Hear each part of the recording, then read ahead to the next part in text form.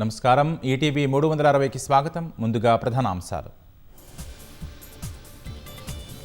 ఢిల్లీ పేలుడును హేయమైన ఉగ్రదాడిగా పేర్కొన్న కేంద్ర కేబినెట్. బాధ్యులను వదలబోమని ప్రకటన. అత్యంత వేగంగా దర్యాప్తు చేయాలని ఆదేశం. దేశవ్యాప్తంగా పలుచోట్ల దాడులకు ఉమర్ నబీ ప్రణాళికలు. 2 ఏళ్లుగా పేలుడు పదార్థాలను సేకరిస్తున్నట్లు బట్టబయలు. హైదరాబాద్లో కొనసాగుతున్న హై అలర్ట్. షాపింగ్ మాల్స్ సహా వాణిజ్య కేంద్రాల్లో బాంబు స్క్వాడ్ తనిఖీలు. కాళేశ్వరంలో కేసీఆర్ అక్రమాలను కమిషన్ నిర్ధారించిందన్న సర్కార్.